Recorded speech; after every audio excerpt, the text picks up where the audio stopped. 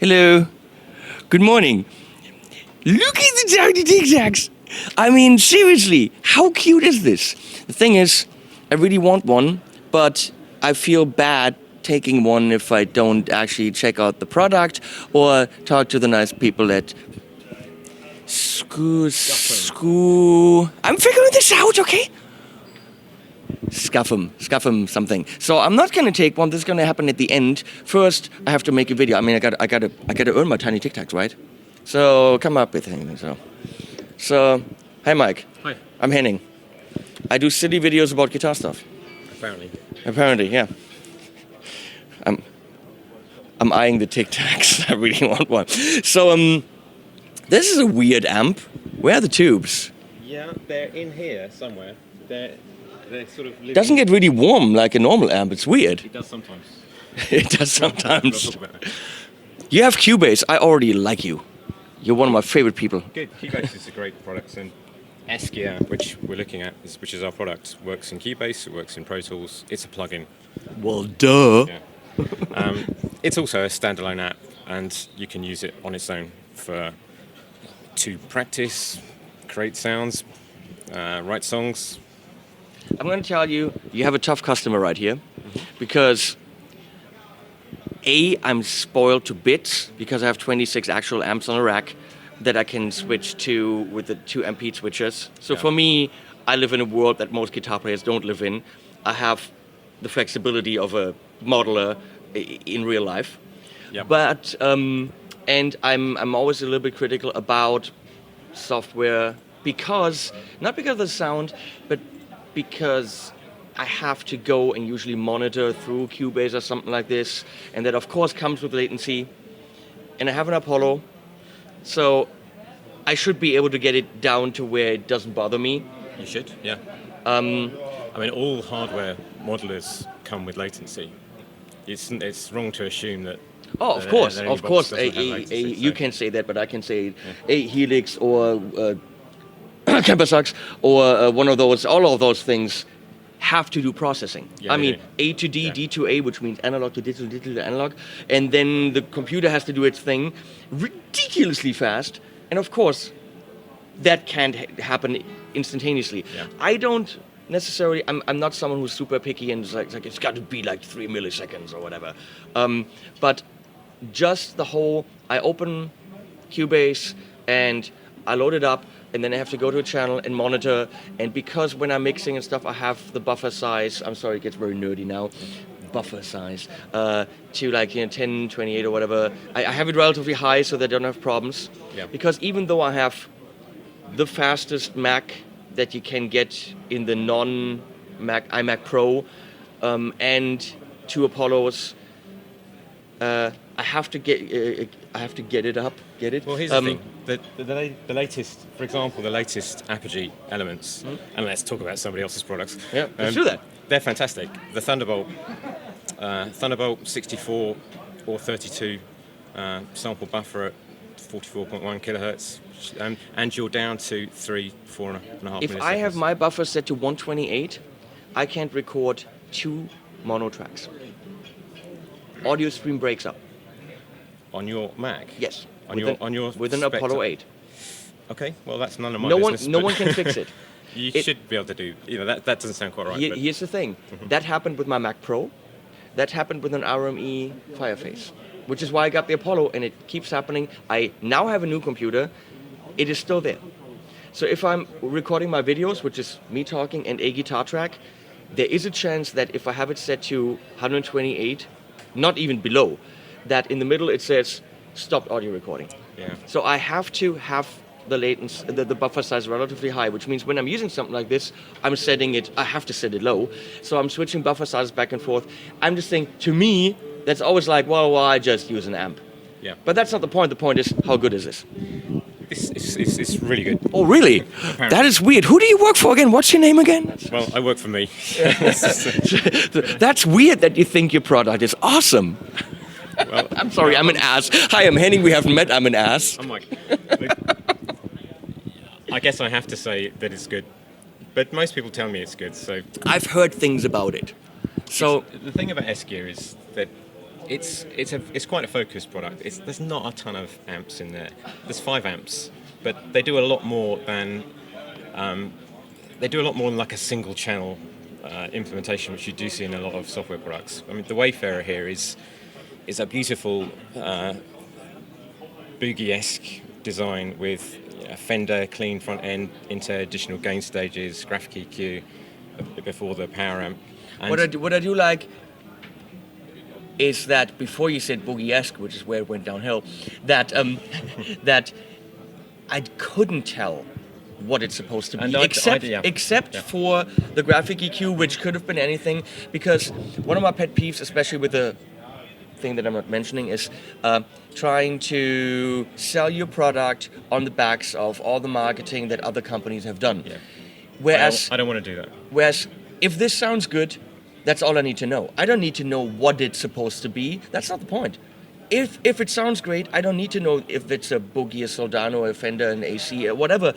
A good sound's a good sound. And a lot of these other products, they like writing hints in the display what it is. They like making this look a lot like the original. And why do that? If it sounds good, it sounds good. And I really like that you didn't do that, because these are not the B-type knobs, and other than the graphic EQ, you're really not hinting at it, and I really like that. Well, we've given all our amps nice friendly names as well, like the Wayfarer and the Duke and the Steeler. You know, we want to make amps that people will remember, and I wouldn't know from those names what it's supposed to be. Good. And as I said, I don't need to know if it sounds good, it sounds good. So I respect. Except then you said boogie-esque, and that's where it went downhill. Sorry. You had me up to that point. Let's do this in a very, very... I'm assuming it's going to come out of the Genelix. Yeah, do you want me to play some stuff? Let me play some stuff, because I want to feel... I don't want to hear it, I want to feel it. Fantastic. We're going into the little yellow thing, which is then going... That's probably... It's a DI thing. Yeah, the Sunday driver is very nice, because not all audio interfaces have a very high impedance input, and if you want to just get a little bit more brightness, the Fireface doesn't. It's 470 kilo ohms, which is not as high as it could be. So it should, most amps are 1 mega ohm. So if you want to get the same impedance as your amp, it's sometimes you use the little yellow thing. Yeah.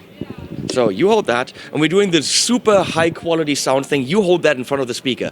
Okay. That is, of course, how you would want your product to be recorded, right? No, I'd prefer to give you a line, but doesn't matter. I think the way you're supposed to use this is use the computer, guys, but then to actually record it, use a mic in front of a tiny little speaker, and then run that into your interface. That's how you're doing this, okay? This is the pro way to record SCUFFAM amps. Okay, let's see. Have you got some signal there? I have. Wait. Look, chicken pigs. I'm not getting paid, by the way. So.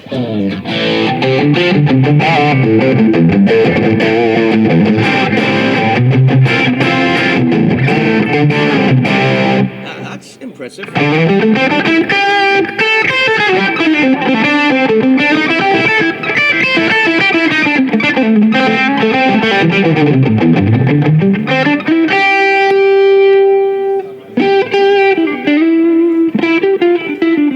Color me impress people. You can roll the volume back, and it cleans up quite nicely, like a plexi should. Did you color in the 12th fret green? No, that's just age. It's weird because they're really they're green there.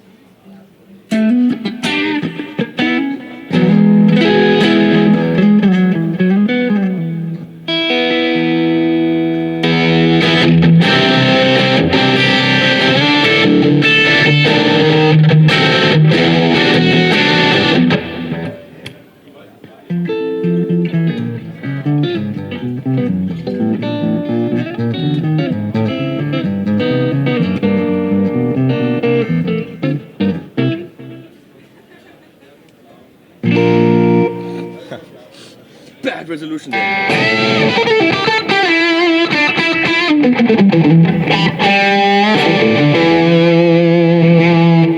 No, this is PIS.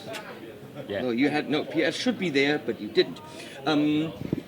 So, what I was gonna say, obviously we listen to this quietly. If I crank the shit out of that at home, That's fun. Yeah, it should have the feel of a Plexi, and it's a Marshall S amp, let's say. It's a Steeler. That's what it is. It's a Steeler. It's, No, you're it's, right. it's, You should be my marketing guru. It's a Steeler. You don't need to say any of those words. With as good as that sounds, I'm telling you, never mention that. Because that makes it look... I'm giving you some tips here. From my point of view, which is very opinionated. But sell this as the Steeler and SCUFFAM, because otherwise it looks like a digital version of something you really want. Whereas if I really want that, and not the M in the Plexi, then you have a product that stands on its own feet. And I think this can. Because obviously all these amps are built on something classic. We don't have to talk about that. They are. Mm-hmm. I didn't even look over there. I thought we were still on the other one. Yeah, no, I didn't know what I was playing. Yeah, good. And I was just having fun. Give me something else. Right. What would you like? And I'll just find something. Surprise me. Okay, surprise you. I'm going to play. This is a preset that one of my users sent me. Okay, I don't know what that is. I don't know what that stands for. I have no idea. We have a little room here, and that's a rack that does what? Ah, that's the speaker, right? Yes, this is the cabinet emulation. Okay, and then we have a delay and delay and reverb. There's quite a lot of delay and reverb on this. Not duller or rounder. Duller is such a negative word. Moin, Jörg.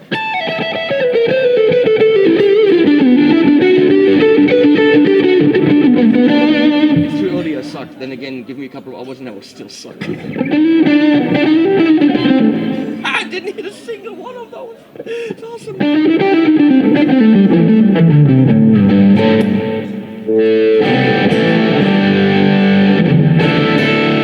Give me no room and no delay. Okay. Let's go. Just take the effects make out. it nuts. Oh, that's easy.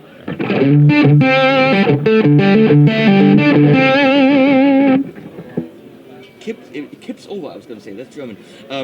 It moves a little bit into the harmonic there. That's really beautiful.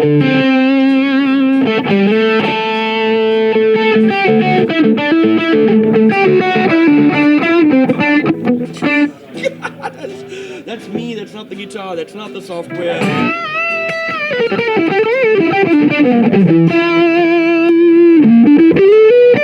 It really reacts to the pickups. It's not just flattening the sound of the guitar at all. That is in roll this back. So again, I don't know what this is, and I would never need to know because I know that's the one to go to for something rounder. That's all I need to know. So, give me something else. I'm having fun. We don't know what that could be. Yeah, I'm sorry. This is one of my more obvious amp designs. That's clearly a rev. I can see that. Yep. You're trying to do a rev there.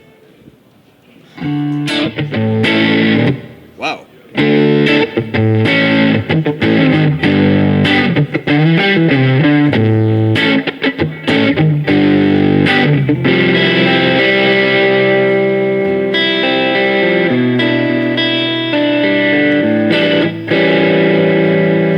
That's of course a sound you would play this with, you know it's coming. Because of monetizing. Yeah, I know that's wrong.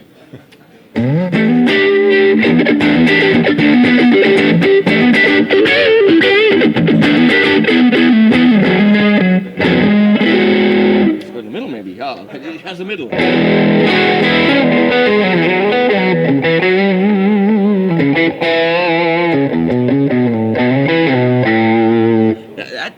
That is very impressive. I have to say. Thank you. It clearly, that's a step above from a lot of the other digital amp emulations I've played, possibly with the exception of the UAD ones, which are really quite good, but also quite expensive because you need the hardware. You have to have the Apollo or the satellite or something, and then you don't have the latency problems there because you use them as unison. And you do spend $150 to $200 per amp. So that's a lot of money. How much is your 5 amps? Well, S-Gear goes for $129. You can't buy a single one from UAD for that, not one. Plus the effects, right? Yeah. That's and that's dollars, which means in real money that's even less. It is. I'm sorry, guys. I love you guys in the US. Well, some of you, okay, some of you, not all of you. It's got that. That's beautiful.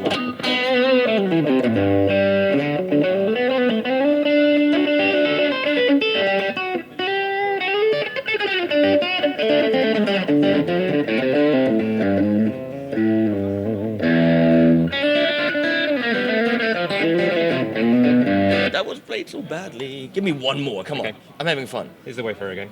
Which we don't know what that is. We have no idea. We don't want to know. It doesn't even sound like one of those. It sounds better. Because they're usually like... Oh, okay, there it is.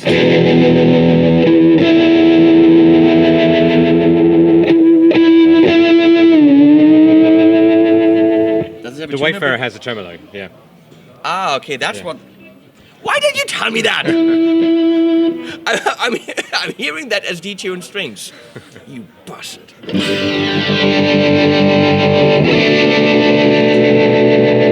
That's a nice tremolo, though. It's in front of the power amp, so, you know, as it beats, you're pushing the power amp.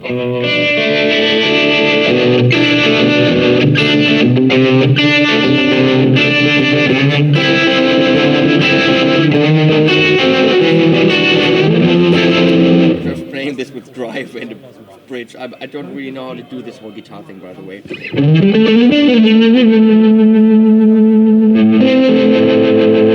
Sounds like a harmonic tremolo, like a little bit of a swoosh in there. I love that. Well, look here, because there's actually 3 modes, and it's in harmonic mode at the moment. So this normal. It's the only way to do a tremolo, because that gives you that univibey swooshy thing. I love it. Can it be synced to the sequence tempo? Not at the moment. You're like, damn it, you got me! Good question. Yeah, none at the moment, no. What? We should do that. Because right now it's a little bit more drastic. The more drastic it gets rhythmically, the more I want it to be sequenced. If it's a little bit more subtle, which I can do where? Well, they're on the amp here, so intensity. Okay, yeah. A little bit more, yeah. That's beautiful.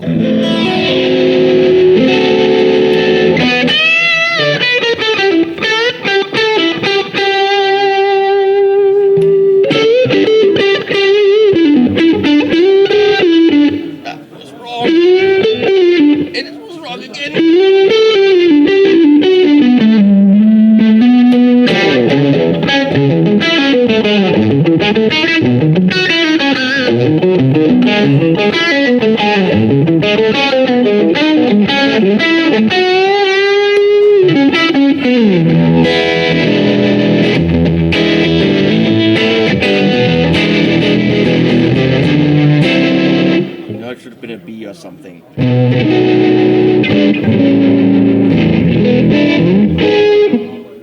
One more. This one. That's impressive. I am color me impressed. The Wayfarer is very versatile amp. You can get clean cleans, driven cleans, overdriven sounds, pretty heavy sounds out of it. We just covered a huge range of sounds. Do you have something super clean? Because that Tweedy thing was not quite super clean. Yeah, let's have a think. What's a good super clean? Yeah, another one. So Mississippi clean. Oh, look, it's the Wayfarer again. Hey, if that does really clean, let's try that.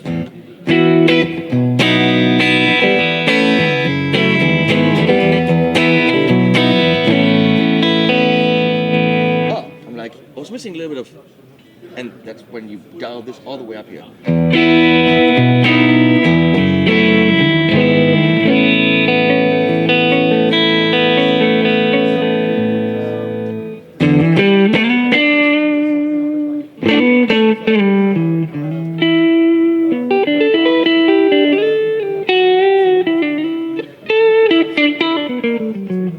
You could totally do things with that. Put a delay on there and you're good.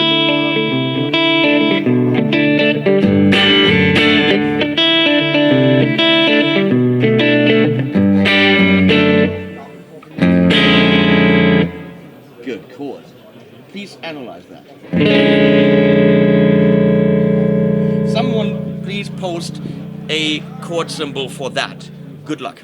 And then never use it because it sucks. $129. It's great. Get a good audio interface like an Apogee and you won't have any latency issues at all. Dude, I have an Apollo. Come on. there's some issue. I don't know what that is, but it's not Mac related because it's a second computer now. It's a second audio interface. I don't know. It's running Thunderbolt.